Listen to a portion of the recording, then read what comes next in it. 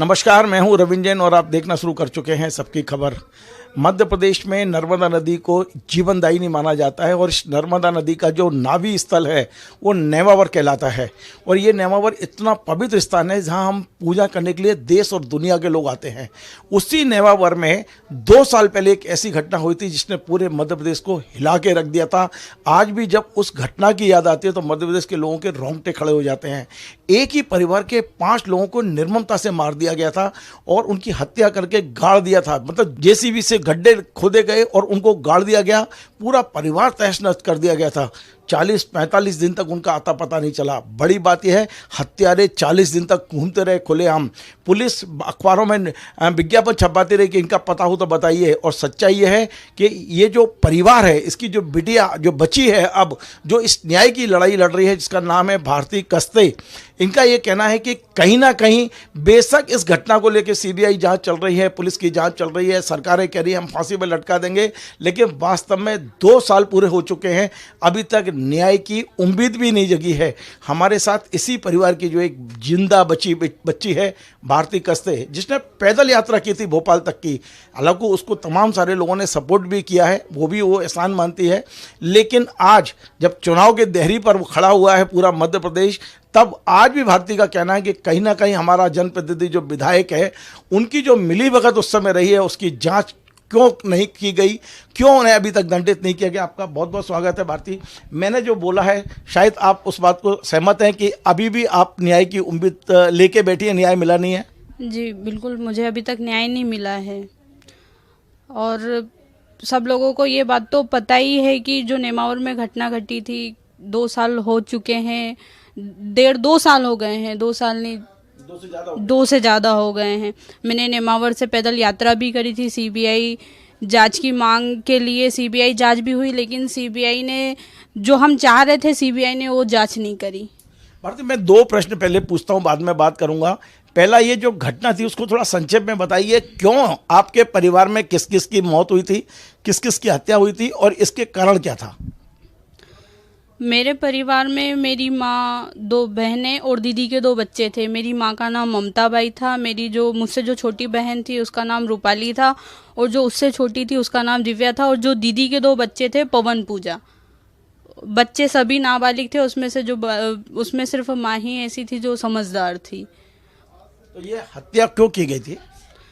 हत्या, हम तो पहले से ही मतलब बहुत ज़्यादा गरीब थे। भंडारे वगैरह में बर्तन वगैरह मांजना और पूड़ियाँ बेलना, ये सब काम करते थे। साथ में बहन भी जाती थी। तो जो वहाँ का जो क्षेत्रीय विधायक आशीष शर्मा है, उनके जो थ्रू जो हर अमावस पे जो भंडारे होते थे उसमें पूड़ी बेलने भी मेरी मम्मी जाती थी, साथ में बहन भी जाती थी मदद के लिए।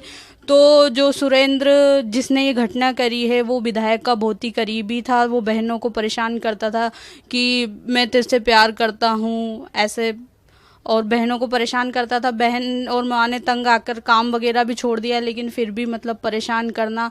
फिर उसके बाद में फिर बहन भी कब तक उसको मना करे, तो फिर बहन और इनका प्रेम प्रसंग हो गया। बाद में ये ऐसा बोलता रहा ठीक है मैं शादी करूँगा। फिर उसने कहा कि बहन ने बोला अब तू मेरे से मतलब इतना सब कुछ हो गया है तो अब शादी करो। तो बोले हाँ करूँगा। और फिर 13 मई के दिन उसने कहा ठीक है, बोले मैं शादी करूँगा, और ऐसे करके उसको खेत पे बुला लिया।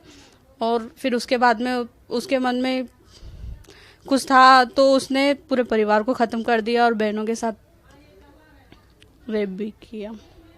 भारती, आप कैसे बच गई? आप वहाँ थी नहीं? मैं बाहर थी, क्योंकि मैंने बताया आपको, जैसे मैं, यदि आप वहाँ होती तो संभवतः आपको भी बुला लिया जाता। बिल्कुल, वहाँ जितने लोग होते वो सबको मार डालते, क्योंकि उन्होंने जब 5 को मारा तो फिर। भारती, मैंने आपके उस पर देखा फेसबुक पे, आपने एक शब्द का उपयोग किया है, भंडारा गैंग। वहाँ भंडारा किया जाता था जहाँ आपका परिवार पुड़ी बिलने जाते थे या बर्तन धोने जाते थे, आपके परिवार की बहन या माँ। तो ये भंडारा गैंग, ये चंदा इकट्ठा करते थे विधायक के साथ में पूरी गैंग है ये। तो वो भंडारा गैंग का क्या मतलब जो आपने सोशल मीडिया पर लिखा है? भंडारा गैंग का मतलब यही कि मतलब सब इकट्ठा हो करके, मतलब एक गैंग बना करके उस भंडारे को करना, और मतलब विधायक का समर्थन करना। वो गैंग से था वो इंसान। अच्छा, सीबीआई जांच की मांग तो आपकी पूरी की, पुलिस ने भी जांच की, सीबीआई ने भी जांच की, चालान भी पेश हो गया होगा, 9 लोग गिरफ्तार भी हुए हैं, लेकिन आपको आज भी मतलब न्याय नहीं मिला है, जैसा आपका कहना है कि मुझे अभी तक न्याय नहीं मिला है। आपकी मूल शिकायत क्या है? आपने जो सोशल मीडिया पर लिखा है वो ये लिखा है कि विधायक, आरोपी और पुलिस के जो थाना प्रभारी हैं, तीनों की कॉल रिकॉर्ड नहीं मिला है, क्योंकि उससे ही असली जो साजिश है उसका पर्दाफाश होगा। वो क्या मामला है? सीबीआई की हमने मांग इसीलिए की थी क्योंकि 9 लोग तो वैसे ही पुलिस वालों ने गिरफ्तार कर लिए थे, लेकिन सीबीआई से हमारी ये मांग थी कि जो एडिशनल एसपी है वहाँ का, जो टीआई था और जो सुरेंद्र के बीच में जो बातें होती थी वो चाहिए थी, वो निकालना था, लेकिन सीबीआई ने इस पे जांच नहीं की है। ये मामला कोर्ट में गया है, आपने कोर्ट में लिख के दिया है कि इस तरीके की जांच आगे की जाए? कोर्ट में अभी तक नहीं कहा है कि इस तरह की जांच करनी चाहिए, क्योंकि कोर्ट का जो प्रोसेस रहता है वो बहुत वैसा रहता है, मतलब धीरे धीरे चलता है। अब देखो, कोर्ट में हमने 1 साल पहले ही लगा दिया था कि हमको इस केस की सीबीआई जांच चाहिए, लेकिन कहीं ना कहीं मतलब जांच नहीं करवा पाई कोर्ट। और फिर उसके बाद में मैंने पैदल यात्रा निकाली, तो फिर सरकार ने मतलब ऐसा सोचा कि भाई भारती बाहर निकल रही है, लोगों के बीच जाएगी, तो लोगों में गलत संदेश जाएगा कि भाई इनकी सरकार और ये सीबीआई जांच नहीं करवा रही। ऐसे में उन्होंने सीबीआई जांच के आदेश कर दिए। उसके मैंने यात्रा ख़त्म की, उसके 4 महीने बाद सीबीआई ने जांच की, लेकिन सीबीआई ने जो जांच की उसमें भी जो हम चाह रहे थे उस पर जांच नहीं की। जो पुलिस ने जांच की थी उसमें से ही उन्होंने कुछ निकाला कि हाँ ऐसा ऐसा हुआ, और उसको ही थोड़ा मजबूत किया बस। अच्छा भारती, आप ये बताइए, अब पिछले 2 साल से आप न्याय के लिए लगातार सक्रिय भी हैं। मैंने कुछ आम सभाएं देखी, वहाँ सभाएं भी हुई हैं। वो जो भीम आर्मी के जो प्रमुख हैं वो भी वहाँ आए थे। आपको मूलतः आपके विधायक से क्या शिकायत है? आशीष शर्मा जो विधायक हैं, इस पूरे घटनाक्रम में आप ये बताइए, आपके अनुसार उनकी क्या भूमिका है और उनसे क्या शिकायत है? मुझे यही शिकायत है कि भाई जब हम गरीब इंसान हैं और वहाँ हम दर बदर पुलिस थाने के चक्कर काट रहे थे, रात को 11-11 बजे हम लड़कियां घर आती थी, मैं और मेरी एक फ्रेंड भी थी और जो दीदी के 2 बच्चे थे, हम तीनों महिलाएं रात को 11 बजे पुलिस थाने से आते थे। हम बहुत ज़्यादा परेशान हो गए थे। क्षेत्रीय विधायक आशीष शर्मा बोला एक बार घर आया था घटना होने के बाद, तो बोले मैं रोज़ नेमावर आता हूँ और माँ नर्मदा को नमन करके जाता हूँ। तो मैंने उनसे ये कहा था, उसी टाइम मैंने उनसे कहा था कि जब आप विधायक साहब, जब आप हर दिन नेमावर आते थे तो फिर आपको ये पता नहीं था कि ये बेटी परेशान हो रही है? आपने क्यों नहीं उस टाइम हमारी मदद की? क्या जो आरोपी हैं उनके साथ भी आपको, क्योंकि आप कह रहे हैं कि उनकी कॉल रिकॉर्ड निकाली जाए, तो आपको शक है कि आरोपी और विधायक मिले हुए थे, या विधायक जी को पहले से जानकारी थी कि घटना हो चुकी है, 40 दिन तक ये पूरा रहस्य छुपा रहा?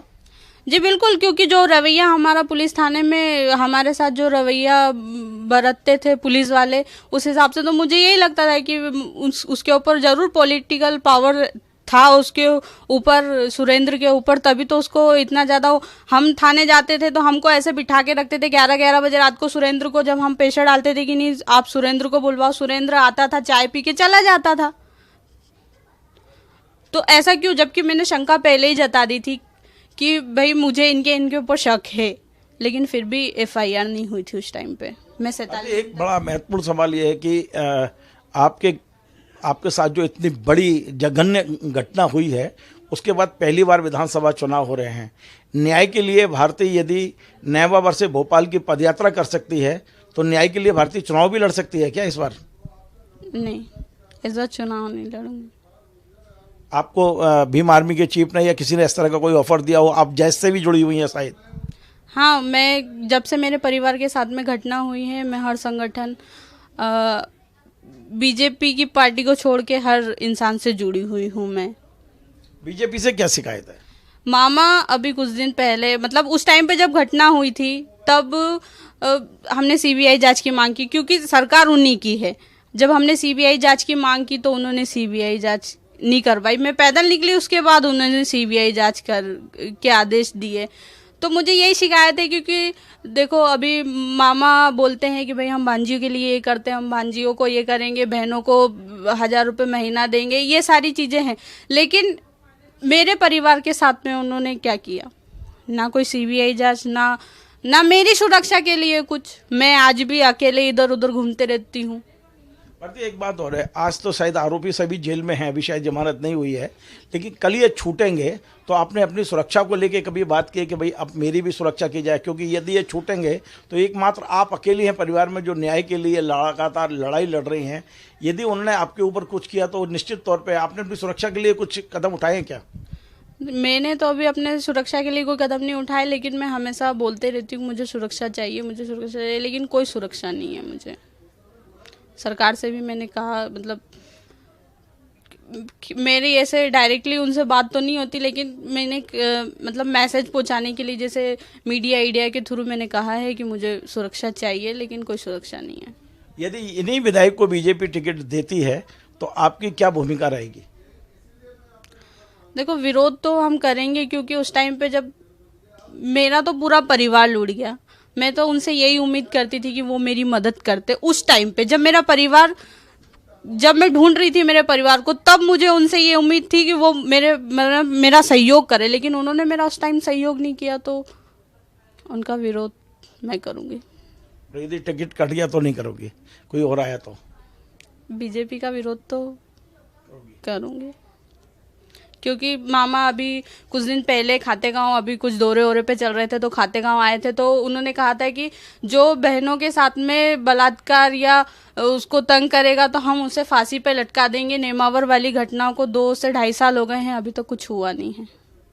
भारती, मैंने एक वीडियो देखा था, भीम आर्मी के चीफ जो चंद्रशेखर जी हैं, उन्होंने एक पगड़ी उतार के आपके सिर पे रखी थी।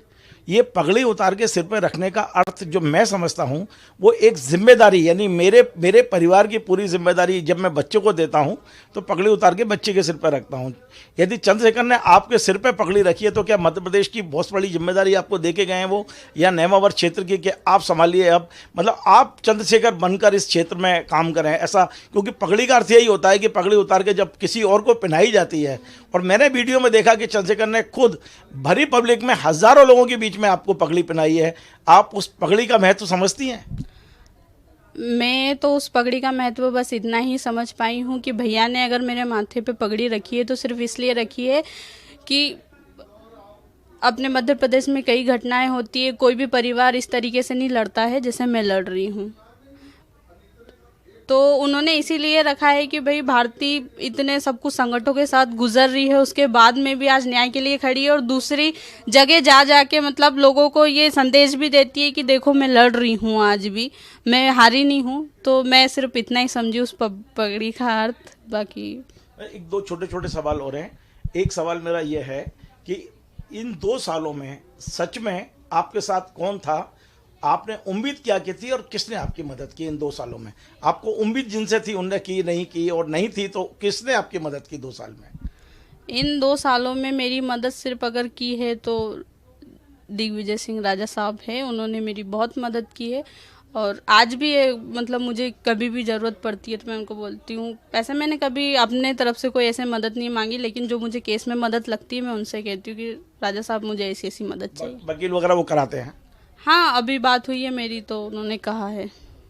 और दूसरा और अंतिम सवाल मेरा ये है कि 2023 के चुनाव, जो विधानसभा के चुनाव हैं, उसमें अब भारती और भारती की जो टीम जो न्याय की लड़ाई लड़ रही है उसकी क्या भूमिका रहेगी?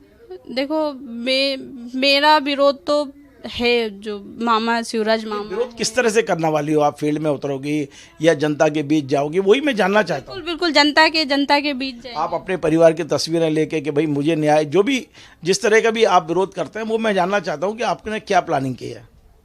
देखो, विरोध तो यही करेंगे कि देखो मध्य प्रदेश में जो सरकार है उस सरकार से हम संतुष्ट नहीं हैं, और मेरी बहनों के साथ इतना कुछ हो गया और अभी तक न्याय नहीं मिला है, और आज भी मतलब मैं दर की ठोकरें खा रही हूँ, कभी यहाँ रह रही हूँ कभी वहाँ रह रही हूँ, मेरे लिए भी कोई कुछ नहीं है, तो मैं तो विरोध करूँगी। चुनाव सामने देख के भी विधायक अभी आपको मनाने नहीं आए कि आपके विरोध की वजह से नुकसान हो जाए तो कम से कम हम आपके साथ बैठे हैं, आपको मनाने की कोशिश करें?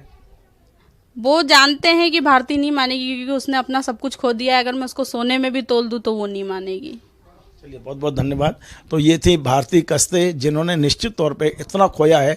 यदि इतना, हम तो सुनने के बाद जब हमारे रोंगटे खड़े होते हैं तो निश्चित तौर पे इस बच्ची ने अब 2 साल से क्या भोगा होगा, किस तरह परिवार के 5 सदस्यों को मार के गड्ढे में गाड़ देना, 40 दिन बाद डेड बॉडी मिलना और वो 9 आरोपी जेल से जिस दिन छूटेंगे उस दिन इस बच्ची का क्या होगा, ये अब सरकार को सोचना है। निश्चित तौर पे जो विधायक की भूमिका है आशीष शर्मा जी की, उस संबंध में भी सरकार को, बीजेपी को सोचना है, क्योंकि आरोपी उनके साथ कई फोटो देखे गए हैं, आरोपियों के उनके साथ जो कॉल रिकॉर्ड मांगी गई है आज तक नहीं दी गई है।